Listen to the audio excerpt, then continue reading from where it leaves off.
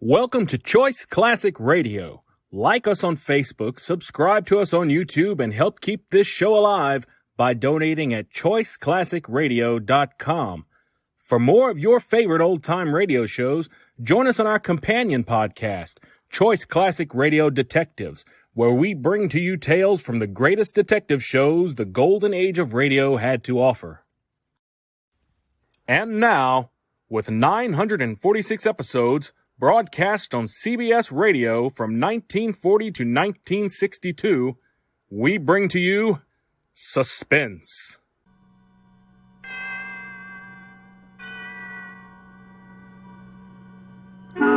Suspense.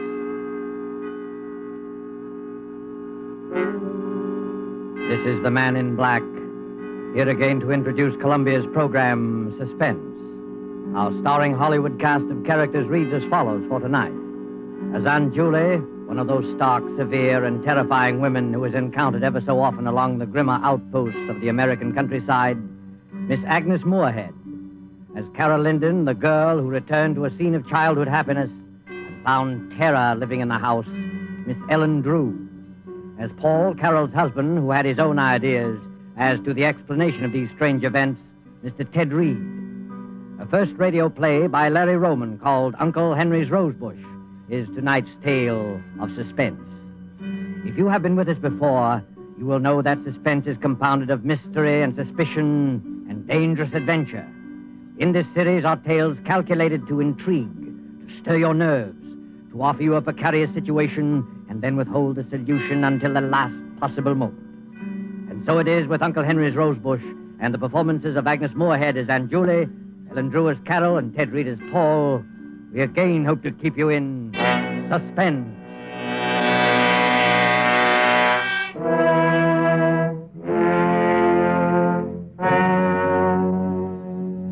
I shall tell you the story exactly as it happened. There's no use pretending. I'll never forget, and I know I'll not awake and find it all a dream. It's real, and for the rest of my life, I shall know it's real.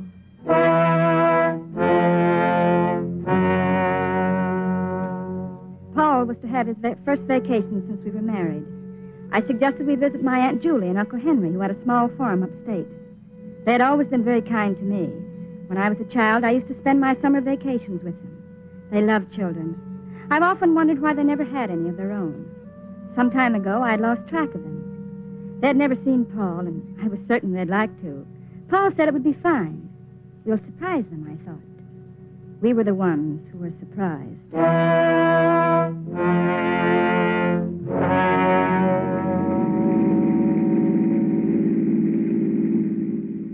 Just a few more miles, Paul. I remember this road.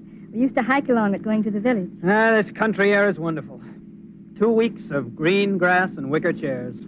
I can't think of anything better. Oh, you'll love Aunt Julie and Uncle Henry. They live alone, quiet and peaceful. It'll be quite a change from the city. Yeah. Well, they must be happy together. Oh, they are, but they're lonely. Smooth lawns and orchards. And flowers. Uncle Henry planted huge rose bushes around the porch. Every night as I crawled into bed, he used to bring me a rose. They're his favorite flowers. Vacation, here we come. Come on, car, let's go.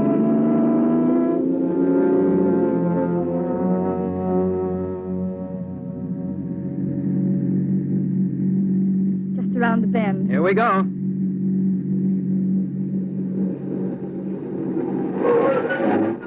There it is. Carol, look. Why, Paul. Are you sure this is the place? Yes, but all the weeds and the broken shutters. Looks as though it's been neglected for months. I don't understand. Yeah, perhaps it's deserted. But it can't be. It's their home. Oh, come on, let's go up and see.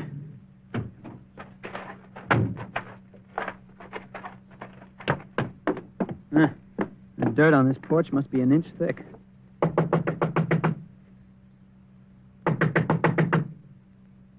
No answer.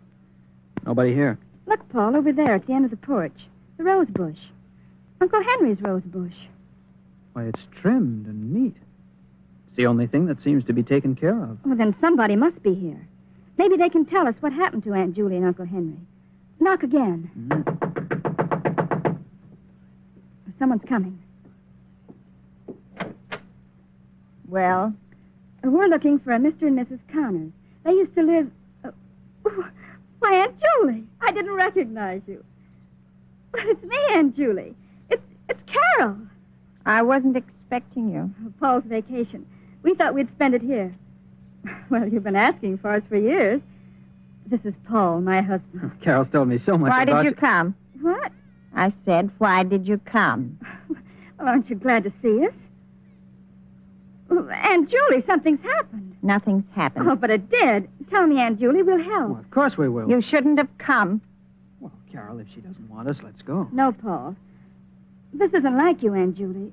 Something dreadful's happened, I know. Go, Carol. Please go. Listen, if it's money, Aunt Julie, well, we haven't got too much, but you're welcome to I it. tell you, nothing's wrong. Oh, but there must be. This house... You're her husband. I'm asking you to take her and go away.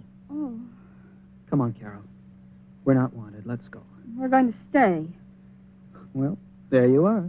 She's your niece, and you know how stubborn she can be. We're going to stay.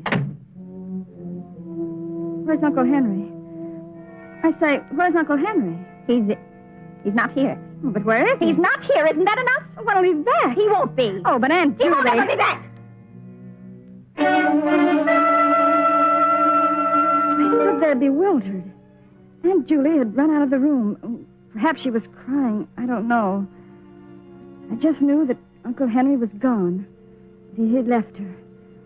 It seemed strangely impossible. They'd always been so happy. So supremely happy that it seemed that the only thing that could separate them on this earth was death. And now this. I couldn't believe it. Paul and I walked into the living room. It was almost as dusty as the outside. The curtains were dirty, the floor littered with old newspapers. The entire room showed the same signs of neglect as the outside. And when I recalled how neat Aunt Julie had always been with her housework, a feeling of apprehension crawled up my back. Frankly, I was frightfully worried, and I could tell by the look on Paul's face that he was worried, too. I don't like it, Paul. There's something strange here. Yeah. I never saw a house in such a mess. It's not just the house. It's more than that. Something much more. I'm sure of it. Well, really, Carol, it's none of our business, don't you? Well, perhaps not, but you don't know Aunt Julie like I do. She'd never ask for help, no matter how much she needed it. I'm just not trying, Paul. I suppose you're right. They've always been so kind to me. I've got to help them. But how can we, Carol? Why, we don't even know what's wrong. They were always so happy together. Somehow I can't believe they've broken up. Something else has happened. Something terrible. And I'm going to stay until I find out what. Well, in that case, we better find a place to sleep. All the bedrooms are upstairs. Come on. Right. Wow. Look at the dust on the banister. I bet this place hasn't been cleaned in a month. Paul, Huh? did you see the way she looks? Yeah. Gee, her face seems completely wrinkled with worry. No wonder I didn't recognize her. She seems much older and frightened. Well, do you think she's ill? I don't know. I wish I did. Wow, look at that hall. Gloomy and dirty. Where do these doors go to? That one's to Aunt Julie's room, and this one's Uncle Henry's. The one across the way is the spare. I guess that's ours. Well, let's go in. Wow. What a mess. Well, might as well get busy cleaning. Yeah, there's nothing like a good round of house cleaning before supper. Paul, so long as Uncle Henry's not here, maybe we can take his room. It's got an adjoining door to Aunt Julie's, and then in case she needs us, we'll be near. Okay. It doesn't matter to me which room we clean. Let's go. Here. It's this one over here. Well, this is... Paul, look. It's all clean and neat. Well, I'll be darned. It's the only clean place in the whole house. I don't understand. Every room is inches in dirt, except this one. The outside is completely neglected. Except the Rosebush. Uncle Henry's room and Uncle Henry's Rosebush. I don't get it. Well, look, on the dresser there. Aunt Julie's picture and a pipe and tobacco. Why, that's Uncle Henry's favorite pipe. Drawers full of shirts, socks, underwear. Carol, if your uncle went away, why did he leave this? I don't know. Strange, but What's that paper, Paul? why, it looks like... It is an insurance policy. For $30,000 payable to your Aunt Julie in case Uncle Henry dies. Carol, What are this you is... two doing here? Aunt Julia. What are you doing here? Well, we thought What's that in your hand? An insurance... Give it to me. But And keep out of this room. Well, we didn't know that. I didn't know how to take this. Uncle Henry's pipe and all his clothes were still in his room. And yet, Uncle Henry was gone. I couldn't understand why Aunt Julie got so angry. I looked to Paul for an explanation. I could tell he had something on his mind, but I didn't dare ask him what it was, and he didn't say. After Aunt Julie's outburst, we went back to the spare room and cleaned it. Then we washed and started downstairs for supper. Watch your step, Carol. These aren't the strongest-looking I'll stairs. be all right. Paul, what do you make of Aunt Julie's behavior? Frankly, Carol, I'm worried. I'm frightened. May as well admit it. There's something strange here that frightens me to death. Well, I don't think there's anything to be frightened of. It's just that... Oh, there, that's the last step. This way to the kitchen. Right. No, as I was saying, I don't think there's... Look out, Carol! Wow, that was close. That vase just missed you. A vase? Yes, and it was a heavy one. The one at the top of the stairway. If it would have hit me. Yeah. Oh, Paul, I'm frightened. Look, coming down the stairs. What happened? The vase fell. Just missed Carol. Oh, don't worry about it. I didn't like the vase anyway. The vase? What about Carol? She almost got killed. Never mind, Paul. It was an accident. An accident. We were just going in for supper, Aunt Julie. Care to join us? Well, Come on, Aunt Julie. It'll do you good. Oh, all right. Here. You two sit right down. I'll have something prepared in a minute. I'm not very hungry. Oh, nonsense, Aunt Julie. I'll fix something that'll make your mouth water. You know, when Carol and I get through cleaning this place up, it'll look just like new. Yes? Sure. I think when Carol and I have a family, we'll take them to a farm. Really? Yes. You know, this place would be swell for children. Oh, what do you mean? What did I say? What's the matter? What's the matter with Aunt Julie? Where's she going? I don't know. I was just trying to make conversation. Just talked about children on a farm, that's all. Oh, Paul, I'm frightfully worried. Do you think we ought to call a doctor for her? I don't know. We have to do something. She certainly doesn't look too well. But maybe she isn't really sick. What do you mean? Well, maybe if your Uncle Henry did leave her, well, then maybe... You mean she still loves him? It's possible, but... Oh, but you don't really believe it. Oh, Carol, I don't know what to believe. I just know something's wrong. Uh-huh. I'm not hungry, Paul. Me either. Let's go for a walk. Maybe we can figure something out. Country's so peaceful and beautiful in the night. Yes, it is. I wish you could enjoy it. But I can. Oh, don't try to fool me. Your first vacation in years, and you run into this. Well, we have to help her. Of course. But how?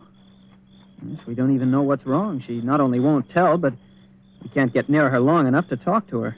Suppose Uncle Henry really did leave her. He may have gone off in a huff. That would account for the clothes being here. Well, perhaps. And suppose she still is in love with him. Well, that would account for... But even if that's so, could that make her feel so badly?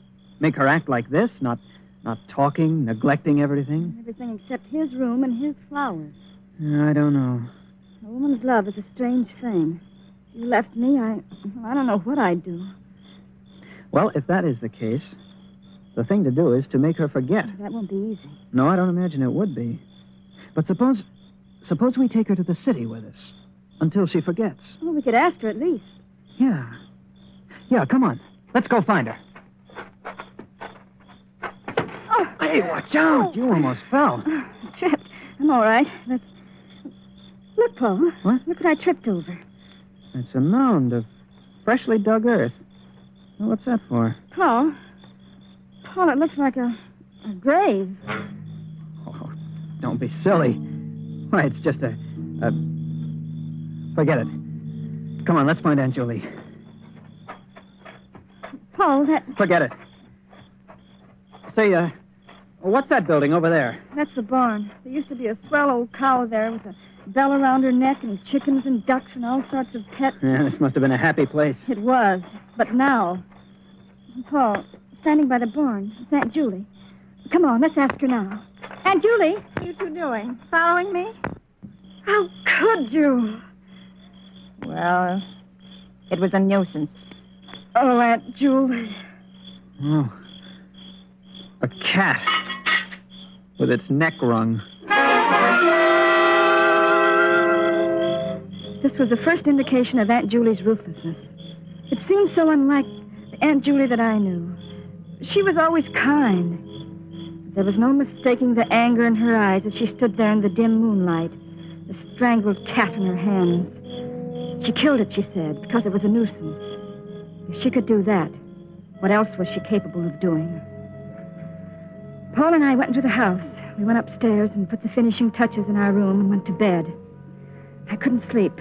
And as I watched the moon make its slow, solitary way across the heaven, I kept thinking, Paul and I are also a nuisance. Paul and I are also a nuisance.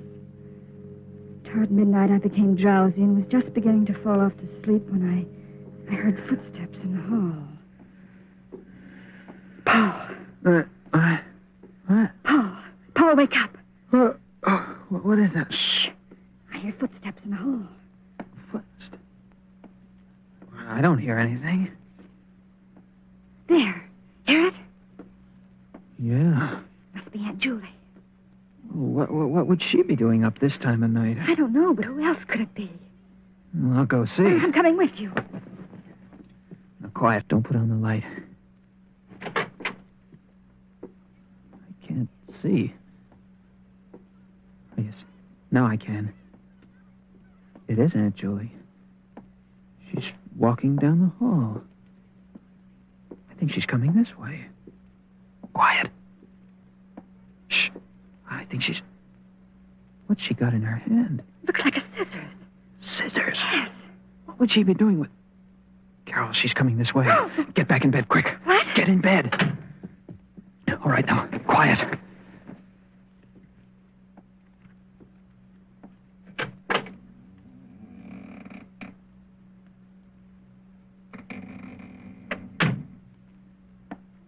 She went out. What?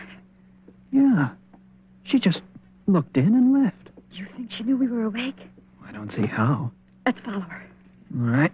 Where's my other slipper? Ah, there. All right, come on. She's going downstairs. Come on, and be quiet. I think she's going outside. Let's go. Not so fast. Give her a chance to get out. There, she's out. Come on. Look, Paul. She's cutting a bunch of roses off the bush. She's taking them around to the back of the house. Come on. Here. Now get down behind this bush. Look! Paul! She's going over to that mound and placing the roses on it. Paul! But, Paul, it looks like... Quiet, Carol. She's kneeling beside it. Now she's getting up and coming back. Get down.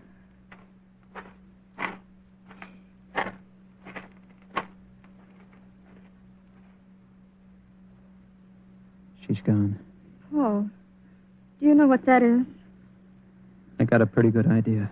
Uncle Harry's roses with Uncle Henry's grave. I said it without thinking.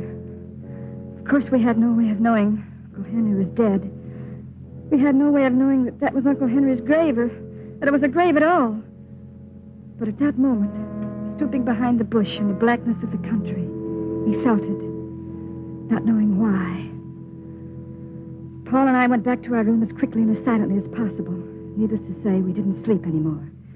We just kept looking at each other, asking ourselves questions, trying to analyze our feelings. Soon we could see the streaks of dawn coming up over the treetops. And we slept the early morning hours trying to convince each other that our thoughts were ridiculous. Frankly, I don't think we succeeded. Finally, we decided not to mention it, to go on with the cleaning the next day as we'd planned, to make believe nothing had happened until we had proof. That day we spent cleaning, and all day Aunt Julie was nowhere to be seen. Yet I had a strange feeling that someone was watching our every move. Toward evening, Paul and I sat down for a bite to eat. More coffee? Oh, thanks. I wonder where Aunt Julie is. I don't know, Carol. That's a strange aunt you've got. Yes. Paul, look. The window. What is it? I saw someone looking in. What? There's no one there now. But I'm sure I saw... Probably just a shadow. Yes, probably just a shadow. You're on edge, Carol. I'll be all right. Finish your coffee. I'll start cleaning the bathroom. We'll both work on the kitchen. And I'll take care of the downstairs. All right. Paul, you look worried. You know, this whole crazy business. Let's not talk about But putting roses on a... I'm sorry, Carol. It's you I'm really worried about. If something should happen to you, I'll never forgive myself. Nothing will happen. I'll finish your coffee. I'll start cleaning the bathroom. Okay, Carol. I won't be long. Mm-hmm. Well, isn't too bad. There's the sink. Some hot water. There, that's it. A wash rag around the sink bowl.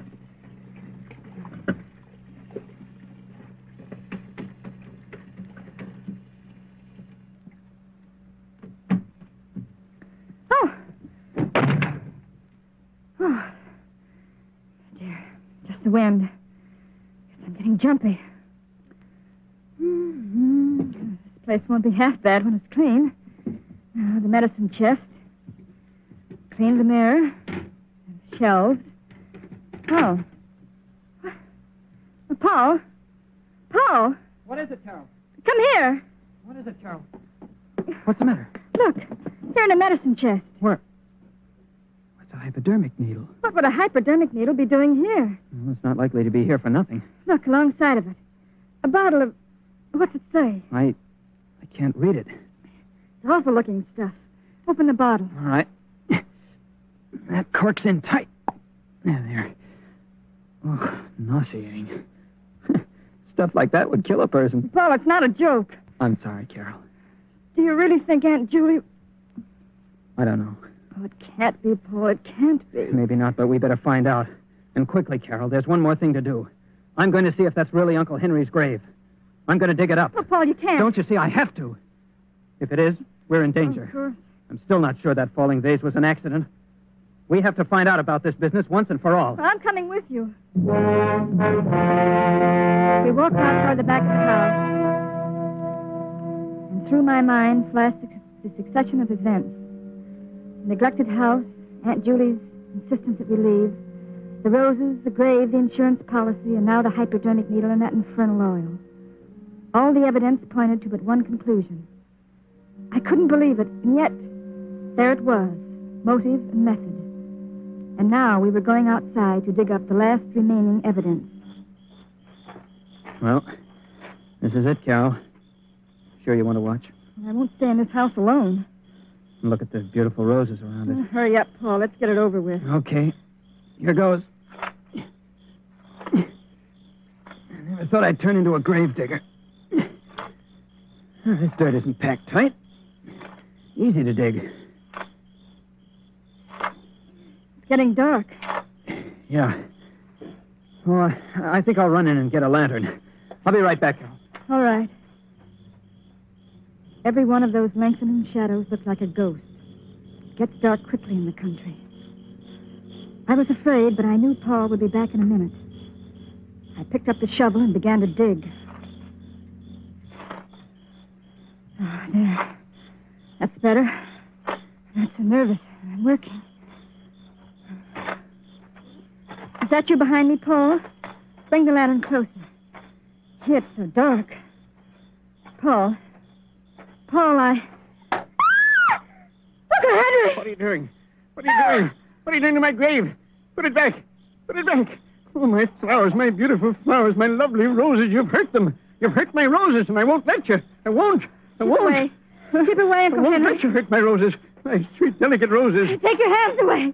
Take them. You broke them. Oh. You killed them. Stop it! Stop it, I'm Henry! going to kill her Stop just it. as she did my roses. Stop it! Take your hands away! Kill her. Henry! Kill her. Henry! Henry. I didn't mean... Are you all right, Carol? Yes. Oh, Yes, I think so. What happened? What? oh. Uncle Henry? Aunt Julie saved my life, Paul. And we thought she... Oh, can you ever forgive us, Aunt Julie? You didn't know? And You he didn't wasn't know? dead at all? No. No, he wasn't. Oh, I don't understand. He was living in his room all the time, Carol. I was taking care of him. When you two insisted on staying here, I kept him out of sight. Oh, I didn't want to kill him, but I had to. He would have killed Carol. Aunt Julie. Oh, if you only had left when I asked you to. But perhaps it's better this way. He never got that violent before. I could always take care of him. The hypodermic needle and the sedative calmed him when he got a little wild, but then when I saw him strangle the cat, I knew he was getting completely out of hand. Yes, it's better this way. He's better off dead. Poor Uncle Henry. The grave and the roses were a whim of his. A whim. And look, he fell right in his own grave.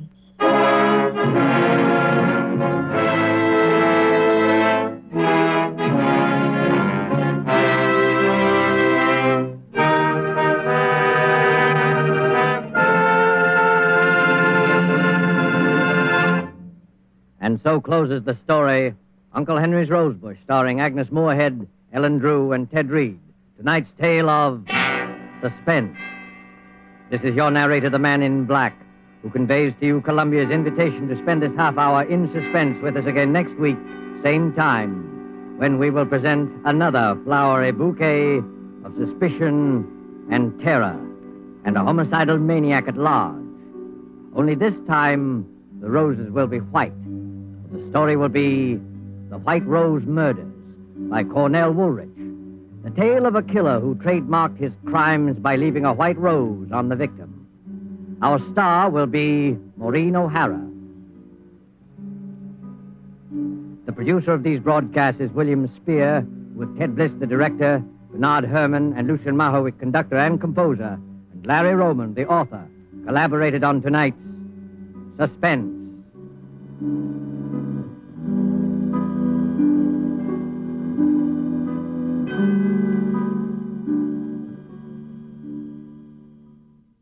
That concludes today's episode. We'd like to thank you and remind you to donate at choiceclassicradio.com. Remember, your donations make episodes like this possible.